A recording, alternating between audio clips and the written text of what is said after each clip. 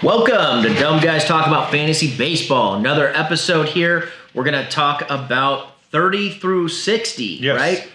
And so we've had a couple videos already, like 1 through 16, 1 through 15, then 16 through 30.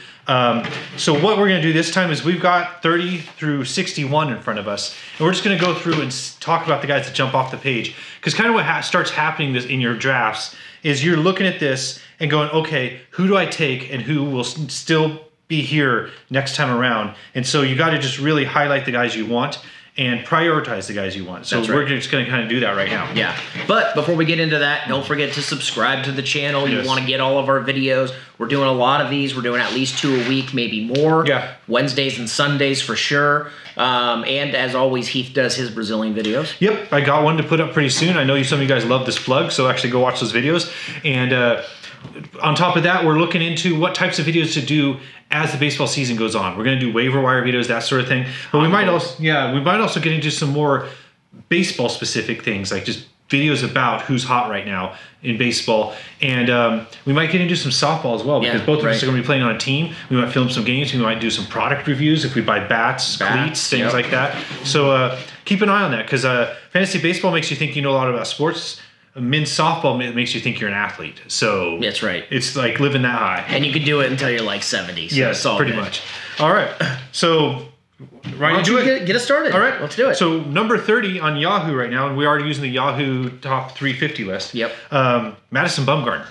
And so I am targeting him. He is the earliest pitcher I believe I've taken in any draft. I'm not a take pitchers early type of guy at all, but I have a good feeling about him. He's looking good in spring training. His strikeouts per 9 looks really good. He had a game where he allowed a few home runs, but supposedly the wind was blowing out. They're the type of like spring training only type of home runs, pop outs when the season starts type of things. Mm-hmm. And I think the Giants' defense really improved this year, and that really hurt all the Giants pitchers. I think right. If that Steven Duggar is the starter in center field, I think they'll be especially good, but the infield defense might be the best in baseball. Yeah. So look for Madison Bumgarner to have a much better season, return to his typical form. Yeah, he's going to stay off motorcycles. Stay off motorcycles. No motorcycles for you, Bumgarner. I like Bumgarner, and those of you guys that watch the ESPN draft know that I drafted him. He was my first pitcher, and I think I drafted him somewhere in the 20s. I would take a pitcher before him, though, if I had the opportunity to pick up on one of those guys. I'm really liking guys like Sale and things like that, but I will definitely fall back on a Bumgarner. If I don't get a Bumgarner, though, I am not probably going to target Strasburg or Verlander, because I think Strasburg is injury prone. Yeah, Verlander is getting old. No offense, Verlander. But the next guy that I'll probably be targeting, pitching wise, would be DeGrom. He's 33, ranked 33 here, and I think I've said this in previous videos. The Mets rotation is getting healthy. I think they're going to be good. I think they're going to feed off of each other. Yeah. And so I think DeGrom is the next pitcher that I would be looking at in the 30s section. Yeah, and so DeGrom is the next guy I target as well. Third in the 30s, I like some of these pitchers. I guess Noah Syndergaard's moved up into the 20s because he's not on this list. Yeah, he was in the 30s in the past, and I like taking him there. Right. Because he's tearing it up in spring. He had 101 in spring. His first spring outing, I think his first 7 pitches were over 100. Yeah. So he's moved up above the 30s, but DeGrom is definitely good as well. He's had several good seasons. But like the Mets, pitchers injured here and there. But last year he had a nice amount of wins. His ERA was in the 340s, I believe. More strikeouts than innings pitched. He's a great ace for your staff, I think. Yeah, absolutely. Or if some of you guys are hiring pitching, best second pitcher. Second pitcher. Yeah. Well, and if you've got him as your second pitcher, your pitching's looking pretty good. Yeah. So kind of in that same sense, another pitcher going around that area that I do like, that I would take, is Carlos Carrasco. And I know this guy's pitching for the Indians. The Indians still got a good team. They're going to win some games for him. How many games did he win last year? Like 18? Yeah. Yeah, I think he's predicted to win 20 games this season. I saw a prediction on ESPN, I believe, that said he's going to win 20 games or 21 games, and the Cy Young Award in the AL. I think he's got like a 10 strikeout per 9. Just a solid pitcher, and they're all grouped together there. Basically, all of these pitchers are 30 through 34, but the ones that I like are Bumgarner, DeGrom, and Carrasco. I'll leave Strasburg and Verlander to you guys. Yeah, Carrasco is somebody that he does have good-looking stats. I don't think I've taken him in a mock draft yet. I think it's mainly because it's like if I don't get Bumgarner or DeGrom, I've got some guys. I got some hitters I'm going to be talking about pretty soon that I really like. So I wait a little bit on pitching. But wins and innings pitched were not very high last year, and 18 led the majors for wins, and 200 innings exactly for this guy with 226 strikeouts. Innings pitched with the new statistics talking about your starting pitcher only goes through the lineup twice. I mean, guys are just leaving earlier. So this is a guy that hit 200 innings last year, so maybe he can continue that success into next year. Yeah, absolutely. All right, onward. So my next target guy at number 35 is Alex Bregman, and I did just take this guy in the ESPN draft. I would like to get him in as many teams as possible. You're buying shares. I'm buying shares because I think we're just starting to see the potential Alex Bregman has, and he's on a great team and a great lineup. He's got power and stolen base potential, shortstop and third base eligibility. So what is there not to like? Other than just how young, and it's all kind of a lot of upside. But I believe in this guy's upside. I think he's going to be really good. He lived up to the pressure in the World Series and made some great defensive plays and things like that. So I think the pressure of being young in the majors isn't going to get on this guy. I think it's kind of like the sky's the limit this next season, and I really like picking that high upside guy that works out because you look like a genius. Yeah. I like Bregman as well. He's the next guy on my list. Also, I like that he's shortstop eligible and third base. Yeah. I'm not going to take him as my third baseman, likely because I want to get somebody like Arenado or Bryant. I don't know, for some reason I feel like third base is a position that I want to have one of those big boppers. So it's nice to have somebody of this quality with this talent playing for that team that can be slotted into shortstop. Yeah, I mean, you could still take him if you've already got a third baseman, or if you've already got a shortstop. You can play either spot. So, a lot of options there. A lot of options. All right, so I skipped Dozier, D. Gordon, Corey Seager, Encarnacion. The next guy I really like is Anthony Rendon. Now, he only had 25 home runs last year. I'm saying only because in the past that was a good amount of home runs. Yeah. But for third base, there's a lot of big boppers, like Barry said, so that 25 home runs doesn't stand out. But he's a great all-around talent. Yes. He's had some stolen base seasons in the past. He didn't have that many last year, but he's had a year with 17. And he's had good batting average all the time. Runs scored is high for him. And he had good RBIs. I think this guy could get 100 runs, 100 RBIs, 25 home runs, 15 steals for you. Yeah. Playing in that great lineup. And I think the Nationals have to go all in this year because of how many guys are going to lose in free agency. So look for that team to really go for it and produce a lot. Yeah, I like Rendon. Last year, somebody dropped him early in the season. Somebody dropped him? Somebody dropped him. I picked him up, and he was one of my best players. Yeah. High OPS, home runs here and there. Definitely a solid guy. Now, you said you skipped over Brian Dozier and D. Gordon, but I have them highlighted here on my page because really what I just wanted to say, I thought it was interesting that you had those two second basemen right there next to each other. And so I just wanted to pose the question to you. This is kind of a bonus for me to ask you a question. Out of these two guys, who do you like better? Who do you like better, Dozier or Gordon? Do you like the home runs? Do you like the stolen bases? Which one of these guys would you take?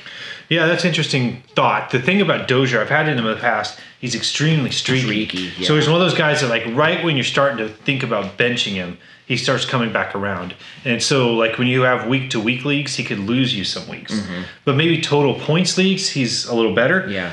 It's crazy when you look at his stats and you see like 32 home runs. You're like, where did those come from? Yeah, definitely. And you can see it in the low batting averages and consistency. Yeah. D. Gordon's a batting average and stolen bases guy. So if your team can take the home runs hit. I think a Roto league, D. Gordon is a pretty good option. Yeah. Interesting, though. He hit 2 home runs today against the Giants. Wow. In a game. Yeah. Over the fence home runs? Over the fence home runs. Oh, wow. One was off Smarja. So. One thing's guaranteed. This guy's going to steal some bases. Yeah, he definitely will. All right, is it your turn? Let me have another turn here since I gave you that bonus question. Okay. So what I wanted to highlight here was a guy who I'm not taking, and I don't know why, but Edwin Encarnacion, I'm staying away from this guy. I don't want anything to do with them. Okay. And I think he's getting older, and I just don't want to be on that end of, a career. Yeah. Where he falls is what I classify as is a panic pick. Because there's the top first basemen like Goldschmidt, Freeman, Rizzo. And if you miss out on those, you're going down the draft and like, oh man, my first base spot's still empty. You grab one of these guys. But I think what you do is you actually wait. You fill your team out differently than the guy that filled out the team with Goldschmidt. Yeah. You make yourself strong in a spot where that guy's not. And then you get those late first basemen like Brandon Belt. Greg Bird's starting to make me worry because they're having a poor spring, but that's one guy I was looking at. But those... Well, there's a lot more first basemen, though. You're going super deep on first baseman. There are other first basemen that you could pick from after this area, and there's some guys around where Edwin Encarnacion's going, like Rendon, that I like a little bit better. Yeah. And I'm just going to throw him into the mix. Nelson Cruz, another guy who year after year, I think this guy's can't hit 40 home runs again. Eventually, I'm going to be right. He's going to be 90, but I'm going to be right. Definitely. He's only DH eligible, so it gives you, it kind of limits you there. Yeah. Well, and it depends on which leagues you're playing. I think he's outfield eligible for Yahoo. Yeah. Oh. All right. So you got your guy you don't like. I'm going to move on to another, and he's 41, Christian Yelich. I had him 2 years ago. He was extremely hot, was hitting about 320, and his batting average dropped down to right about 300 towards the end of the year. He was a nice surprise for me. Last year, some people were disappointed in him that picked him up, but he's moved to the Brewers, and this guy's got power and speed, and I think the Brewers benefit both of those. I think it's a better ballpark for home runs than Marlins for sure, and Yelich's home and away splits look good for someone that's moving away because he hit more home runs, had better hitting away from Marlins ballpark. So he's moving away permanently. And the Brewers run the bases. They let guys like Ryan Braun steal bases. So I think you could see a 25-25 type season and like a 300 average. So and a nice OPS out of him. Possibility. I usually do not target Yelich, though. I usually pass him up. If I'm going to take an outfielder around that area, I would probably go with Justin Upton, who's just a couple picks later. Last year, Justin Upton was ranked in like the 70s or 80s for some reason, and I remember being blown away by that. And I drafted him, and he had a fantastic season. I think he hit 30-something home runs, and now he's way up here in the 40s. So I think that's what I would do instead of Yelich. Next guy on my list is a pitcher. It's a pitcher that I've been targeting since the beginning because I think this guy is going to be Cy Young of the American League, and that's Severino for the Yankees. Potent lineup, lots of wins. This guy throws a lot of strikeouts. He's still young. He's got a lot of talent. I think he's a great option, especially for someone like you who waits to take their first pitcher. I think he would be a good option to wait for to take your if he's going to be your first pitcher. Well, the one reason I wait on pitching is the injury tendency. And I saw a list of most likely Tommy John, and this guy was at the top. It's because of his hard velocity, and he's kind of small. Yeah. So that's one reason why I have not really been taking him is injury concerns. And I've had so many fantasy teams that injuries just killed. So it's like that.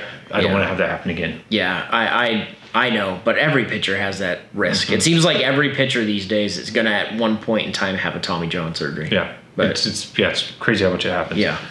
All right. So where did we leave off? Oh, Andrew Benintendi. I don't think you like this guy, but actually I rank him above Christian Yelich.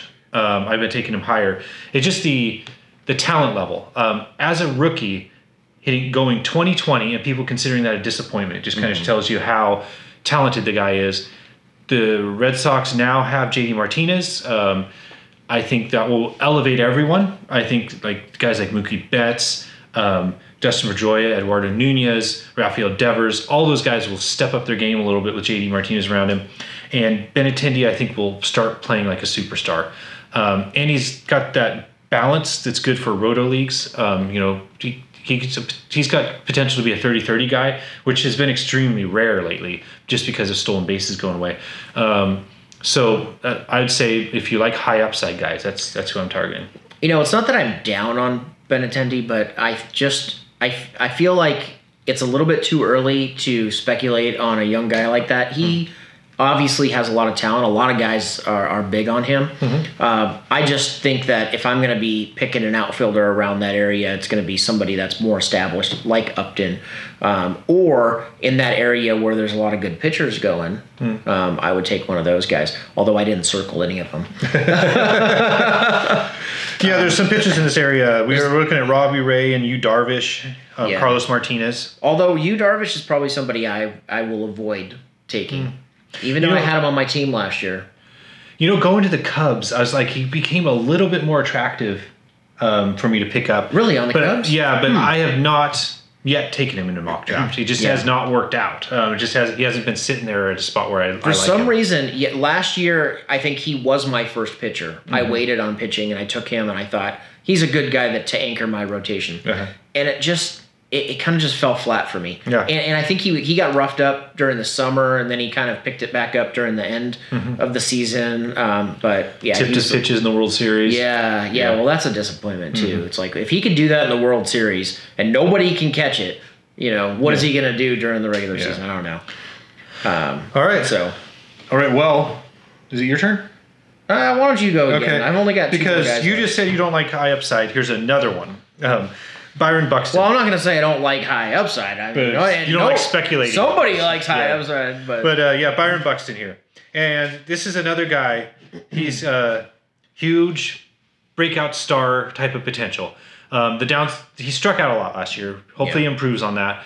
But this is a guy that's like 40 stolen base potential, 15 to 20 home runs, and who knows how high from there. He's got that type of talent. I've taken him quite a few times, almost thinking I'm going to get like Mike Trout light. Between him and Benintendi, I like him better. Interesting. I would take him over Benintendi. All right. My turn. Just skipping past some of these guys here. There's guys like Kenley Jansen on here, which if you're going to be targeting relievers early, obviously he's the one you're going to get here. I picked him up in my ESPN points league. But in this scenario, I'm not taking him. I'm going with Justin Turner, another third baseman. But this is not one of those big bopper third basemen. This is one of those guys I think that if I didn't get a third baseman early, I would be going, okay, that's who I'm going to pick up. I'm going to get Justin Turner. He's going to be my backup third baseman. Just because I think he has a nice balance of talent.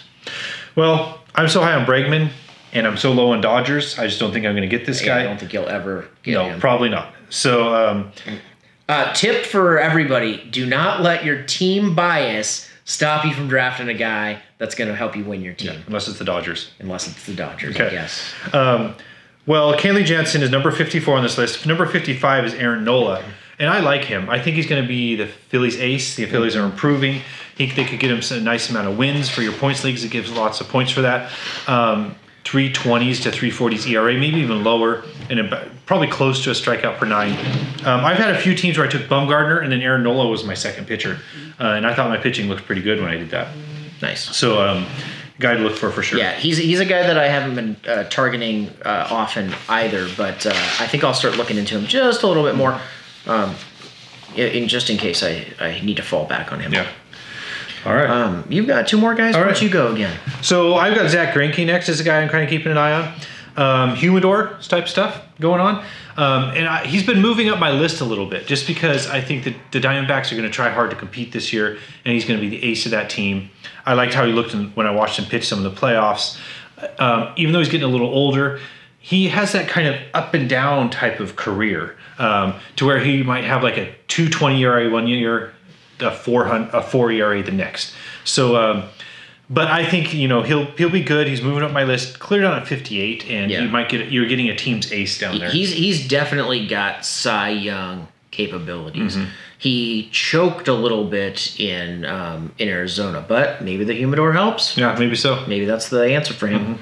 All right, last guy on my list, and I know you've got the same last guy in your list. Yeah. Chris Davis of the A's. Yeah. This guy hit 40 home runs, more than 40 home runs 2 years in a row, over 100 RBIs 2 years in a row, 85, 91 runs scored. I think his average is kind of low, 247. Wow, consistent though. Yeah. 247 3 years in a row. But his OPS is in the mid-8s. Yeah. Creeping up on 9 last year. I just think, if you're trying to pad your RBIs and your home runs, this is a good guy to stick in your outfield. Yeah, and this is one guy that, say, like if you take a Altuve Betts type of guy early, that's not going to give you that home runs. Or if you're that guy, take Kershaw in the first round. There's a few 40 home run guys you can get later, and this is one that I'd recommend targeting. The reason he's good is because he's not just 40 home runs. He's got the RBIs. He's got the OPS. He doesn't have a batting average, but he's got some runs. He's going to be hitting cleanup in a pretty good A's lineup. I think it will surprise some people. Yeah. And he's number 61, and that's kind of where we're ending this list. The only thing I'll say about him is in the points league, I had opportunity to take him, but I didn't because there's a strikeout penalty. Yes. So I ended up not taking him in that points league. Same here. Decided not to get him. He is 30 years old. Yeah. He just turned 30, so it's almost right there on that cusp where you say power kicks in. Yeah, it is. Well, maybe he'll hit 50 home runs. Who knows? Yeah. We'll see, right? Yeah. All right. Yeah, that's our list. Yeah. Keep watching. Give us your comments below. Let us know what you think. Give us some more ideas for videos. What do you want to know? What do you want us to do on our end of the YouTube screen here? Yeah, and we'll keep throwing out names and mispronouncing them, and you guys can correct them. Absolutely. Yeah. All right. Stay tuned. Stay tuned. Dumb guys.